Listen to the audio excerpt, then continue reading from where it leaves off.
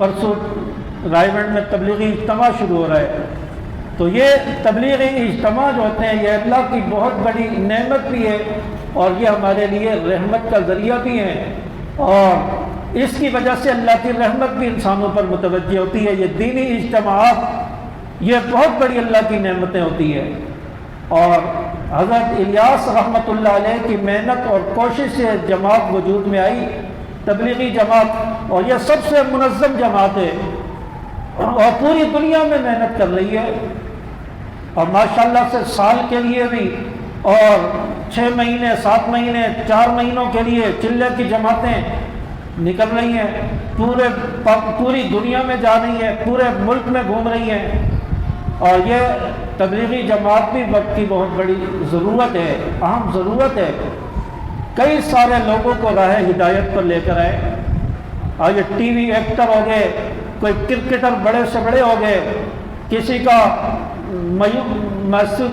موسیقی میں نام تھا، کوئی گلوکار تھا جیسے جنید جمشید جیسے لوگ، ان کو ہدایت پر لے کے آئے. کئی ایسے ایکٹر جو ہے وہ ہدایت پر آئے ہیں. تو کئی سارے لوگوں کی ہدایت کا ذریعہ یہ جماعت بنی ہے.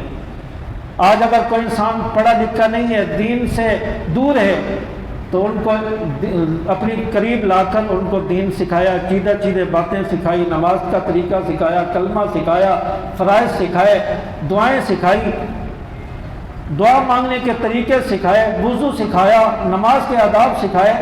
تو یہ ساری چیزیں یہ ضروری ہیں انسان کے لیے، مسلمان کے لیے.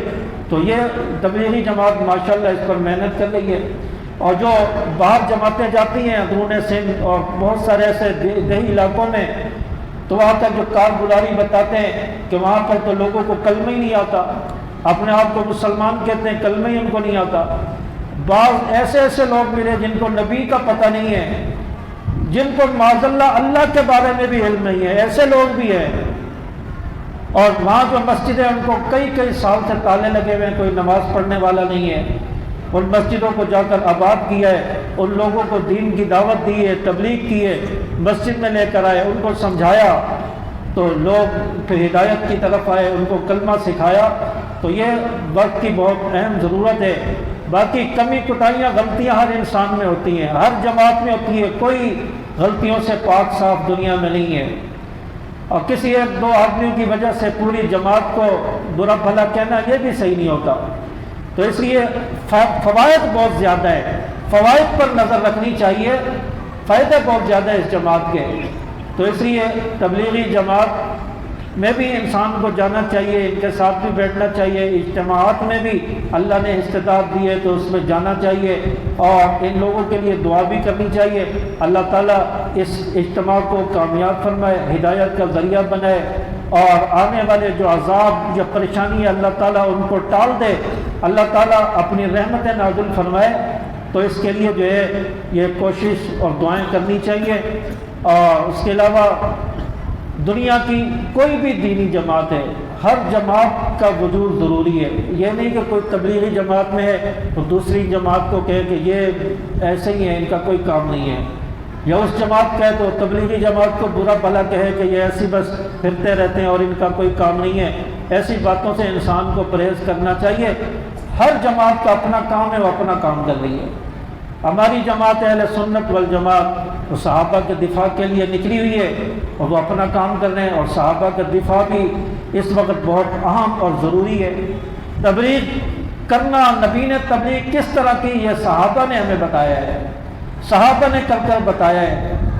تو اگر صحابہ کو بیچ سے نکال دیا جائے تو ہمیں کیسے پتہ چلے گا نبی نے تبلیغ کیسے کی، نبی کا طریقہ کیا تھا، تبلیغ کیسے ہوئی.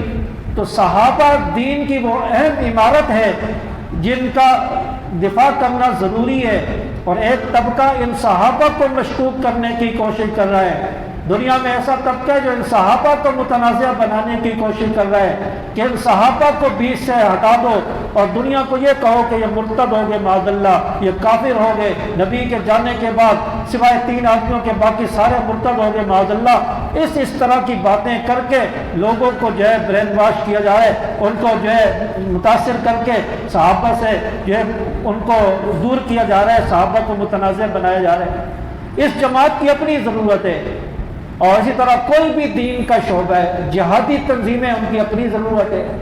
آج پاکستان بچا ہوا ہے، آج ہم یہاں پر الحمدللہ نمازیں پڑھ رہے ہیں، عبادت کر رہے ہیں، قرآن پڑھ رہے ہیں، تو یہ ان جہادی لوگوں کی قربانیوں کی وجہ سے، جو سرحدوں پہ کھڑے ہو کے دشمن کا مقابلہ کر رہے ہیں، ہماری فوج کے جوان ہیں دشمن کا مقابلہ کر رہے ہیں، ورنہ تو آپ کشمیر میں جا کے دیکھیں نماز پڑھتے ہوئے لوگوں کو کس طرح مار دیا جاتا ہے، وہاں پر مسلمانوں کو گھروں میں گھس کر کس طرح مارا جا رہا ہے، کاٹا جا رہا ہے۔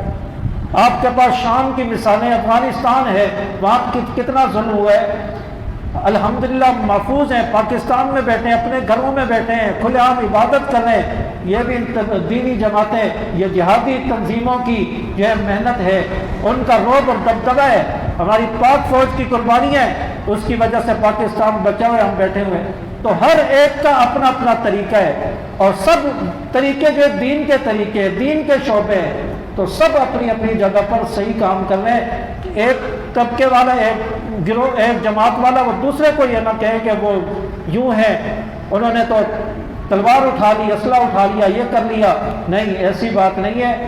دین کے تمام شعبوں پر جو جو عمل کر رہا ہے سب حق پر ہیں، سب رائے راست پر ہیں، سب کے ساتھ تعاون کرنا چاہیے، سب کے ساتھ ملنا چاہیے، اٹھنا بیٹھنا چاہیے، سب کے لیے دعائیں کرنی چاہیے۔ اللہ تعالیٰ دین کے جس شعبے میں بھی جو جماعت بھی کام کر رہی ہے، اللہ اس کو کامیاب بھی فرمائے، اللہ تعالیٰ اس جماعت کو ہدایت کا ذریعہ بھی بنائے، اور ہمارے جو مال اسباب، ہمارے ملک کی حفاظت کا ذریعہ بھی بنائے۔ اللہ تبارک و تعالیٰ میں سمجھ عمل کی توفیق عطا فرمائے۔